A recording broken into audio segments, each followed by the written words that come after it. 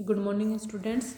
आज अपन पढ़ने जा रहे हैं बीएससी पार्ट थर्ड के paper second ecology and environmental biology का टॉपिक ग्रीन हाउस इफेक्ट का सेकंड पार्ट। फर्स्ट पार्ट में अपन ने देखा कि ग्रीन हाउस इफेक्ट क्या होता है, ग्रीन हाउस क्या होता है और ग्रीन हाउस जो है ग्रीन हाउस इफेक्ट है उसके स्टेप्स कौन कौन से होते हैं, अर्थ पर ग्रीन हाउस इफेक्ट अर्थ का किस तरह से पाया जाता है और इसके लिए जिम्मेदार जो ग्रीन हाउस गैसेस हैं वो कौन कौन सी।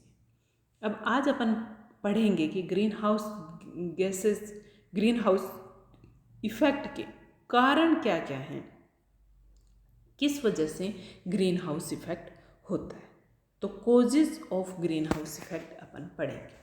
अगर अपन मेजर कोजेस देखें कि ग्रीन हाउस इफेक्ट किन कारणों से होता है, तो ग्रीन हाउस इफेक्ट के लिए जो जिम्मेदार गैसेस होती हैं वो ग्रीन हाउस गैसेस होती हैं और ग्रीन हाउस गैसेस किस वजह से एटमॉस्फेयर में आती हैं, कहाँ से आती हैं, वही ग्रीन हाउस इफेक्ट के कारण में शामिल किया जाता है। ह्यूमन जो एंथ्रोपोजेनिक एक्टिविटी हैं, ह्यूमन एक्टिविटी हैं, उनके द्वारा जो ग्रीन हाउस गैसेस का लेवल एटमॉस्फेयर में बढ़ाया जा रहा है उसके लिए मेन कारण है जो इंसान के द्वारा, मानव के द्वारा बनाई गई यूज की जाने वाली जो भी भौतिक सुख सुविधाओं के लिए चीज़ें बनाई जाती हैं, उनका जो उत्पादन होता है वो उत्पादन करने वाली फैक्ट्रीज जिनमें कि फॉसिल फ्यूल है उसका दहन किया जाता है एनर्जी रिलीज के लिए, ऑटोमोबाइल्स जिसमें भी फॉसिल फ्यूल का यूज किया जाता है, डिफॉरेस्टेशन, ये जो कारण है इनके कारण ग्रीन हाउस गैसेस जो हैं वो एटमॉस्फेयर में बढ़ती हैं और ग्रीन हाउस गैसेस जो नॉर्मल लेवल से अगर ज़्यादा बढ़ती हैं तो ग्रीन हाउस इफेक्ट बढ़ता है। टेम्परेचर जो अर्थ का है वो राइज होता है, इंक्रीज होता है और सरफेस टेम्परेचर अर्थ का इंक्रीज होने के कारण ग्लोबल वार्मिंग होती है। ग्रीन हाउस इफेक्ट नेचुरल और ह्यूमन एनहेंस्ड जो अपन देखें, अलग अलग कंपैरिजन करके देखें कि नेचुरल जो ग्रीन हाउस इफेक्ट है उसमें क्या होता है और ह्यूमन एक्टिविटीज़ के द्वारा क्या स्थिति ग्रीन हाउस इफेक्ट में पैदा हो रही है। तो जो ग्रीन हाउस नॉर्मली अर्थ का जो ग्रीन हाउस इफेक्ट है उसके अंतर्गत सन के द्वारा जो एनर्जी शॉर्ट वेवलेंथ की जो सोलर रेडिएशन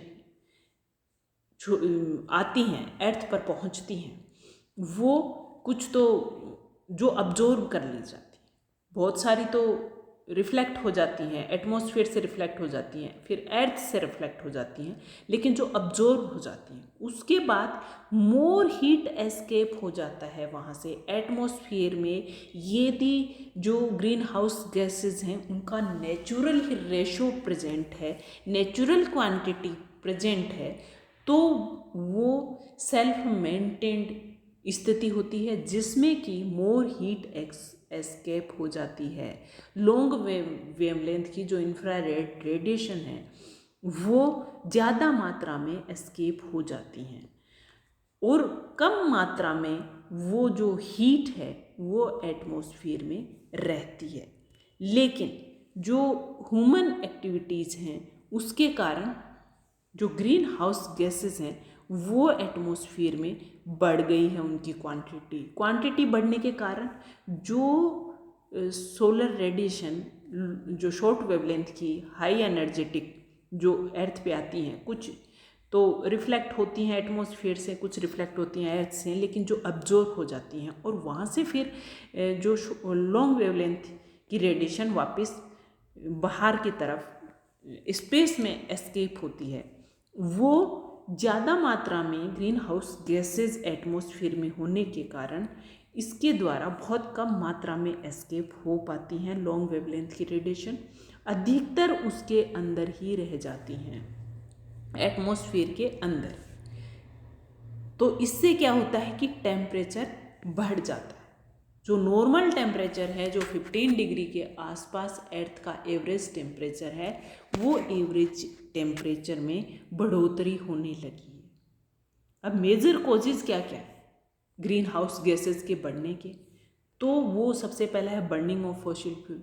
अब बर्निंग ऑफ फॉसिल फ्यूल की बर्निंग तो अपनी जो अपनी लाइफ है, जो जीवन है, उसका इम्पोर्टेंट पार्ट है, क्योंकि अपन को एनर्जी चाहिए होती है हर एक काम के लिए, और वो एनर्जी अपन को मिलती है सब यंत्रों को, टेक्नोलॉजी को चलने के लिए, वो फॉसिल फ्यूल के दहन से, बर्निंग से ही आती है अपने पास। अगर ट्रांसपोर्टेशन की बात करें, इलेक्ट्रिसिटी प्रोड्यूस करने की बात करें, तो इनमें भी फॉसिल फ्यूल बर्निंग होती है। और फॉसिल फ्यूल बर्निंग में कार्बन डाइऑक्साइड जो मेन ग्रीन हाउस गैस है वो रिलीज होती है ज़्यादा मात्रा।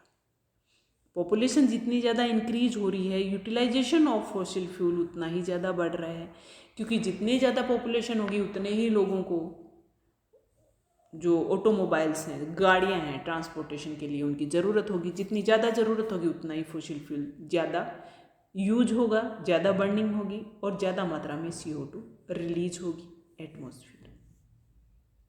तो major cause burning of fossil fuels.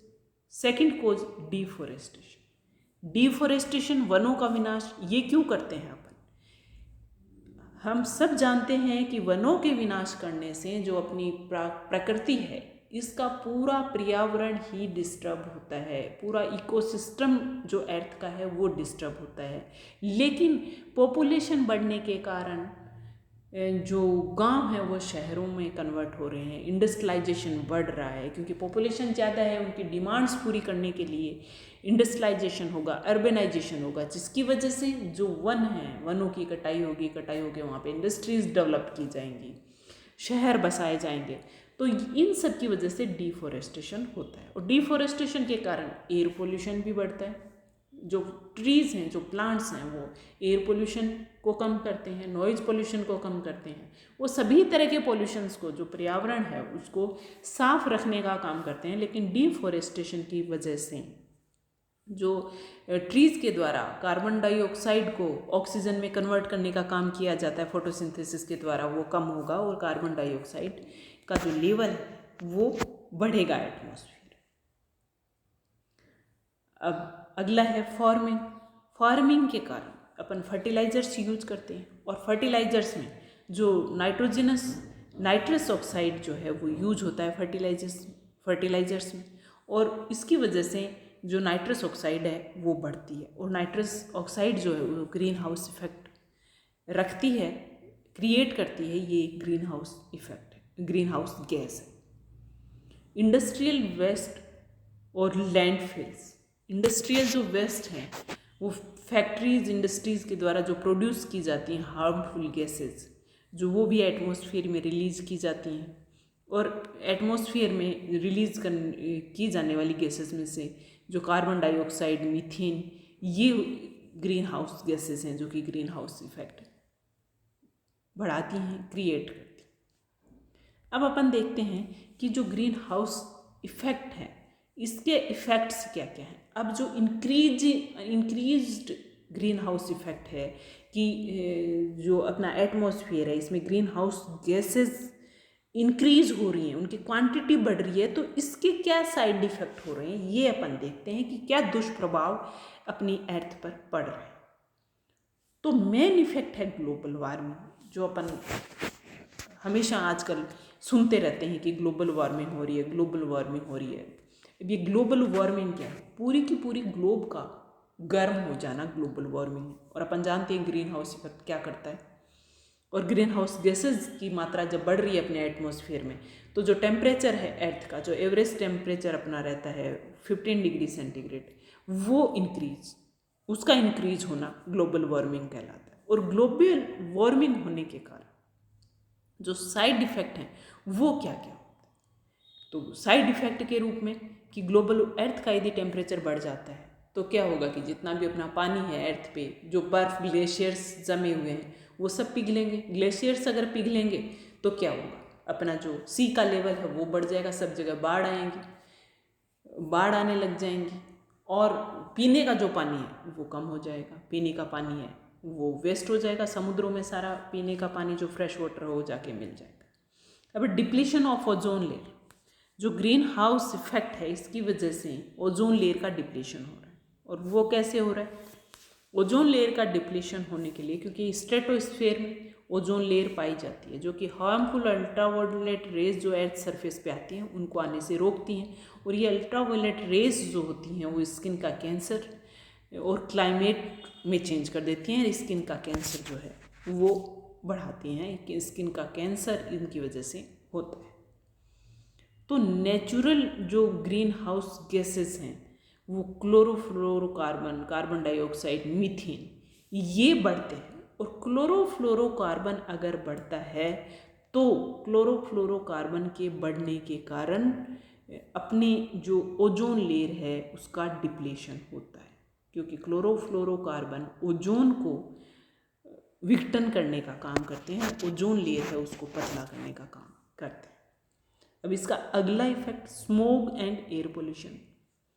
अगर ग्रीन हाउस गैसेस बढ़ती हैं, ग्रीन हाउस इफेक्ट बढ़ता है, तो स्मोग का जो फॉर्मेशन है वो बढ़ता है। स्मोग क्या होता है? स्मोग और फॉग, एक तो धुआं और एक कोहरा, ये दोनों जब आपस में मिल जाते हैं, धुआं में जो गैसेस होती हैं फॉसिल फ्यूल या और ऑर्गेनिक मैटर के जलने की वजह से जो गैसेस हैं, गैसेस का निर्माण होता है वो होती हैं, और फोग में क्या होता है? वाटर वेपर होती है। तो ये जब आपस में मिल जाते हैं तो उसको अपन स्मोग कहते हैं। और ये नेचुरली भी बनता है और मैन मेड एक्टिविटीज से भी बनता है। नेचुरली तो इसका फॉर्मेशन होता है, लेकिन मैन मेड एक्टिविटीज़ में मेनली इसके जो मेजर कारण हैं वो हैं automobiles, industrial emission, agricultural fires, natural forest fires. इनकी वजह से स्मोग का निर्माण होता है। नेचुरली तो जैसे फॉरेस्ट में आग लग गई उसकी वजह से भी स्मोग हो जाएगा। और इसका सबसे अच्छा उदाहरण जो कि पराली जलाई जाती है, अपन कॉमन लैंग्वेज में पराली बोलते हैं, जो पंजाब हरियाणा वाला रीजन है उसमें बड़े लेवल पे एग्रीकल्चर की जाती है, और वहाँ पे खेतों में जो वेस्ट बच जाता है, एग्रीकल्चरल वेस्ट बचता है, जैसे सरसों का खेत है तो बाद में जो सरसों का वेस्ट बच जाता है, वेस्ट पार्ट बच जाता है फसल के बाद, तो उससे निजात पाने के लिए वो उसको जला देते हैं। तो जलाने से क्या होगा कि उस एयर पोल्यूशन होता है और एनवायरनमेंट में धुएं की मात्रा बढ़ जाती है, और वो धुआं जब सर्दियों के सीज़न में कोहरे के साथ मिलता है तो फिर वो स्मोग बना लेता है। और दिल्ली में ये बहुत बड़ी समस्या के रूप में, एयर पोल्यूशन की समस्या के रूप में सामने आ रहा था पिछले 2-4 सालों में, कि पराली के जलाने से सर्दियों में वहाँ पे स्मोग बहुत ज़्यादा मात्रा में बनने लगा था, जिसमें कि आँखों में जलन और बहुत सारे साइड इफ़ेक्ट, जो रेस्पिरेटरी सिस्टम के कुछ डिस्टर्बेंस, ये सब सामने आ रहे थे। अब है अगला इफेक्ट, एसिडिफिकेशन ऑफ वाटर। जो ग्रीन हाउस गैसेस हैं वो जब टोटल अमाउंट इनका इंक्रीज होता है तो वर्ल्ड के वाटर बॉडीज वो हैं एसिडिक हो जाएंगी, एसिडिक होती हैं, क्योंकि ग्रीन हाउस गैसेस जो हैं वो रेन वाटर के साथ मिक्स होकर एसिड रेन का फॉर्मेशन करती हैं। जो बारिश होती है वो एसिड रेन की फॉर्मेशन में होती हैं और वो वाटर बॉडीज़ का एसिडिफिकेशन करती हैं, जिसकी वजह से वाटर में रहने वाला जो एनिमल्स हैं उनकी लाइफ होती है, जो सर्वाइवल होती है, वो खतरे में पड़ जाती है।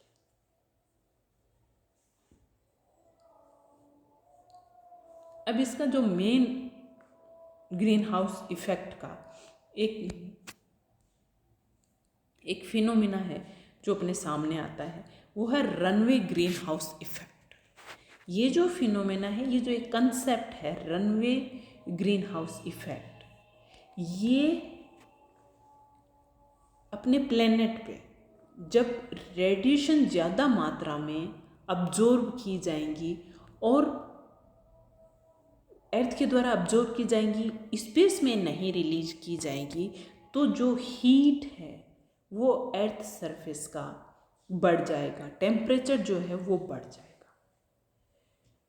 और साइंटिस्ट ऐसा मानते हैं कि ये फिनोमिना जब वीनस जो प्लेनेट है उसकी सरफेस पे बिलियंस ऑफ ईयर अगो हो चुका है, जिसके अंदर होता क्या है कि रनवे ए रनवे ग्रीन हाउस इफेक्ट, कि ग्रीन हाउस इफेक्ट जो है वो उसका एक रनवे बन जाता है जिसमें कि वो लगातार इंक्रीज हो रहा होता है। ग्रीन हाउस इफेक्ट है वो कंटिन्यूसली इंक्रीज हो रहा होता है, और कंटिन्यूसली इंक्रीज होगा जब ग्रीन हाउस गैसेस हैं वो ज़्यादा मात्रा में बढ़ती रहेंगी। तो फाइनली होगा क्या, टेम्परेचर जो प्लेनेट का है वो राइज होगा।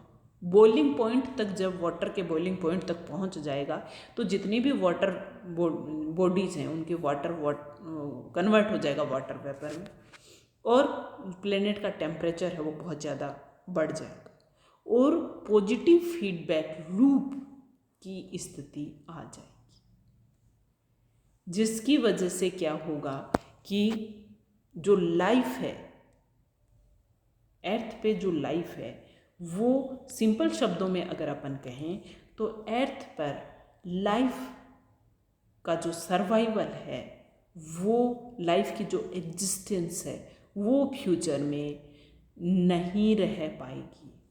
तो अभी अपने पास वक्त है कि अपन सबकी भी ये जिम्मेदारी है, अपनी प्रकृति के प्रति अपनी जिम्मेदारी है कि अपन को जो ग्रीन हाउस गैसेस हैं उनको कम करने में जितनी अपन भूमिका निभा सकते हैं अपन को निभानी चाहिए।